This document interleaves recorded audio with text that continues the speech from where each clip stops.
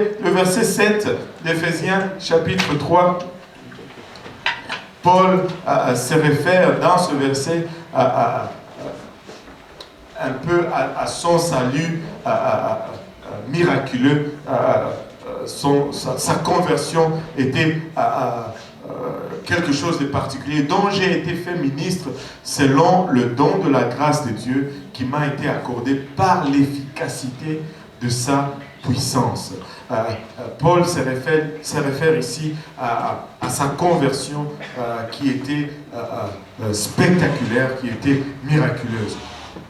Maintenant, il continue au verset 8, il dit « À moi qui suis le moindre de tous les saints, à moi qui suis le moindre de tous les saints. » Cette grâce a été accordée d'annoncer aux païens les richesses incompréhensibles de Christ. Il commence en disant « À moi qui suis le moindre de tous les saints ».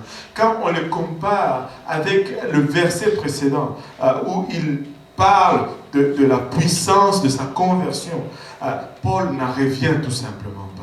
Que lui, un pécheur, une personne si mauvaise, quelqu'un qui tuait les chrétiens, il allait ça et là et il faisait exécuter les chrétiens. Mais Dieu lui apparaît comme un avorton et lui dit « C'est toi que j'ai choisi ». Ça bousculait toute sa logique, ça bouleversait toute sa conception, ça l'a complètement déséquilibré, et pour tout le reste de sa vie, il devait continuellement s'appuyer sur Christ parce qu'il était totalement déséquilibré. Écoutez, si nous regardons qui nous sommes, très souvent nous avons une très haute opinion de nous-mêmes, ce qui a pour effet de réduire l'effet de la puissance, de la grâce de Dieu à notre vie. Regardons-nous à notre propre valeur. Nous allons commencer à avoir des larmes qui coulent à nos yeux. Regardons-nous pour qui nous sommes, d'où Dieu nous a tirés. Nous allons nous réaliser combien grande est la grâce de Dieu. Je vous dis, il a atteint dans la boue pour tirer la plupart d'entre nous. Il a atteint dans les détritus pour tirer certains d'entre nous. Nous ne pouvons même pas même la pensée des choses que nous faisions, des choses que nous étions, nous fait, j'allais dire, rougir de honte. Même si nous ne rougissons pas vraiment, à part quelques-uns, ça nous fait réagir la grandeur du Seigneur. Ça nous fait reconnaître la grandeur de sa grâce. Dieu est grand. Dieu est grand. Je ne sais pas si pour vous c'est la même chose, mais il y a une chanson qui me fait pleurer à chaque fois. Quand on commence à penser, je ne pourrais imaginer le prix payé pour mon péché. Ça, c'est une chanson, je ne sais pas si vous comprenez quand nous chantons cela. Tu regardes tes péchés et tu regardes Christ à la croix. Nous n'avons pas mérité qu'il aille à la croix à notre place. Nous n'avons pas mérité cela. À moi qui suis le moindre. Paul était émerveillé que Dieu sauve un meurtrier des chrétiens et qu'il appelle à être un apôtre. Vous savez, Dieu, il nous a sortis de la boue et il nous appelle à être aussi des témoins pour sa parole. Regardez 1 Corinthiens 19, plutôt 1 Corinthiens 15, verset 9, il me dit « Car je suis le moindre des apôtres. Je ne suis pas digne d'être appelé apôtre parce que j'ai persécuté l'Église de Dieu. » Je ne suis pas digne d'être appelé apôtre parce que j'ai persécuté l'Église de Dieu. Dans 1 Timothée 1,15, il nous dit « C'est une parole certaine et entièrement digne d'être reçue que Jésus-Christ est venu dans le monde pour sauver les pécheurs dont je suis le premier. » J'étais un pécheur excellent. J'étais le premier de la classe. Vous n'avez jamais vu cela dans ce sens. Mais c'est ce que Paul est en train de dire. J'ai excellé dans mes péchés. Mais le Seigneur a eu pitié de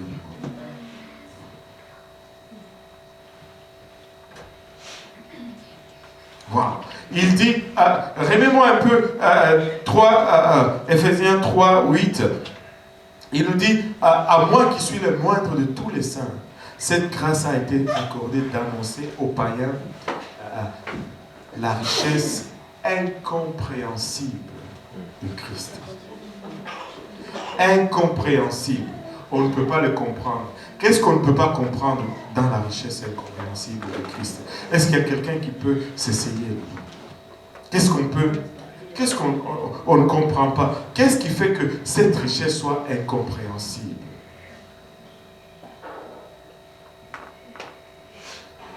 Le sens du mot, c'est que c'est une richesse inépuisable.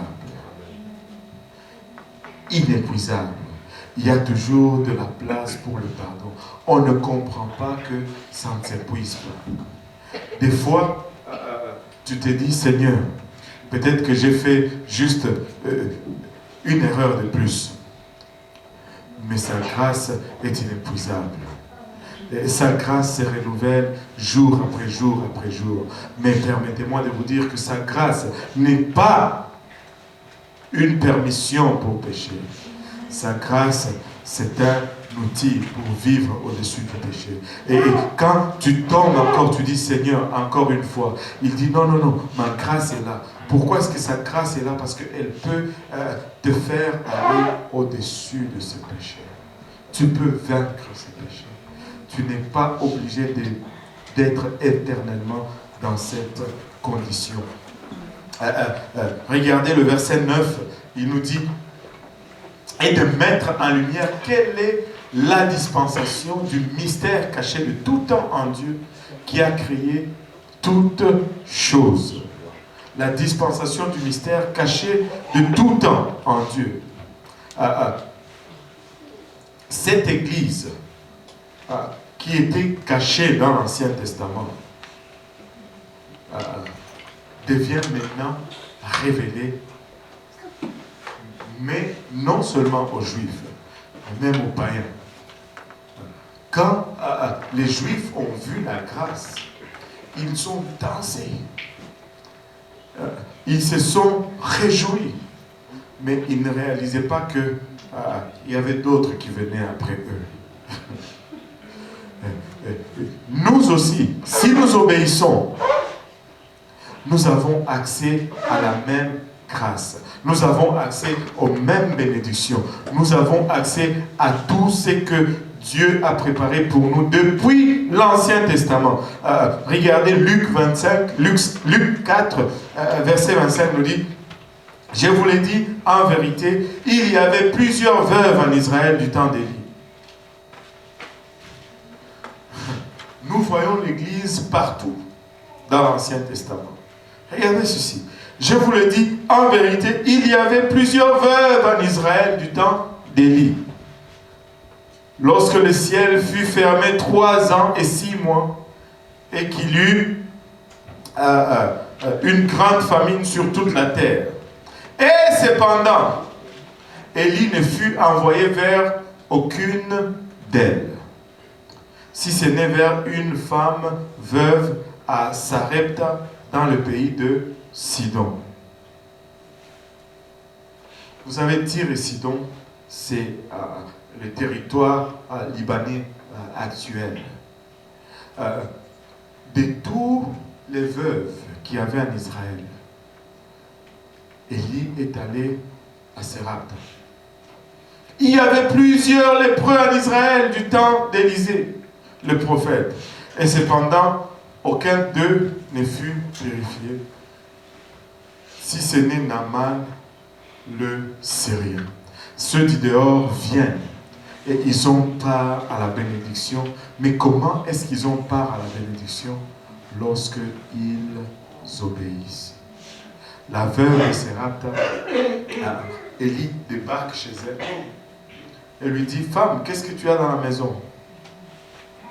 La femme regarde, oh, homme de Dieu, toi tu viens seulement pour manger. Il dit quand même, il me reste juste un petit peu de farine, un petit peu d'huile. Je vais ramasser un peu de bois. Je vais faire un petit gâteau. Moi et mon fils, nous allons manger. Et puis, elle ajoute, nous allons mourir. Donc, réfléchis un peu avant de demander quoi que ce soit. Pense-y un peu. Il y a la mort d'un enfant en jeu ici. Ou la vie plutôt d'un enfant en jeu. Elle s'est assurée que Élie entende cela. Mais ce pasteur-là, il n'était pas...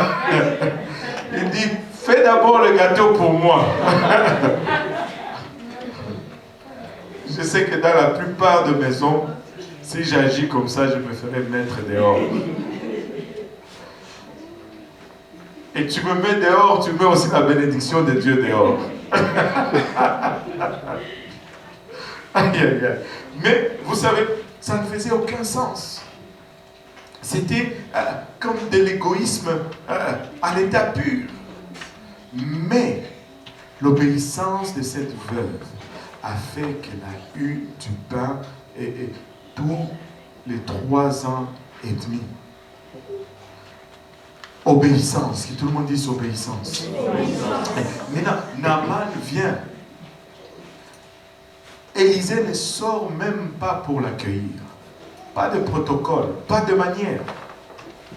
Il dit, allez seulement lui dire qu'il aille se tremper dans le fleuve du Jourdain. Et Naaman se fâche. Il dit, il y a des plus beaux fleuves chez nous. Il y a des fleuves plus propres.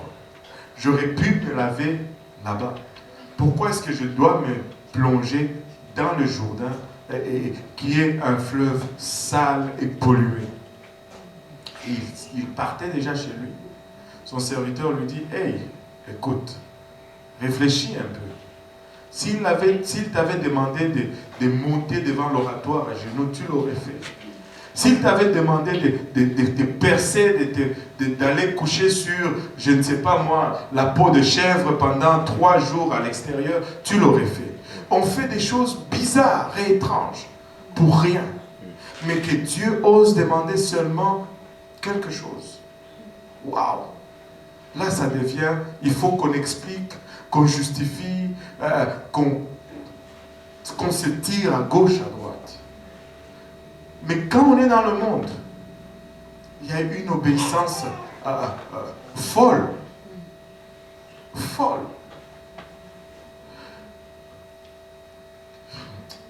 Des gens, tu sais, on dit, fais-toi baptiser au nom de Jésus-Christ pour le pardon des péchés dans l'eau. Les gens se battent. Mais savez-vous qu'il y a des gens qui vont se laver dans du sang de vache pour une quelconque purification. Du sang de vache. Baptisez-moi, s'il vous plaît. Mais l'obéissance, tout le monde dit l'obéissance. Quand la parole sort, obéis-y tout simplement. Obéis. Amen. Maintenant, Matthieu 8 à 10, Jésus fait référence au centenier. On ne va pas le lire, on va juste le sauter pour question de temps. Retournons à Éphésiens chapitre 3, verset 9. Éphésiens 3, 9. Et de mettre en lumière quelle est la dispensation du mystère caché de tout temps en Dieu qui a créé toutes choses. Vous savez, j'ai découvert quelque chose. Est-ce que quelqu'un peut lire ce verset en Martin?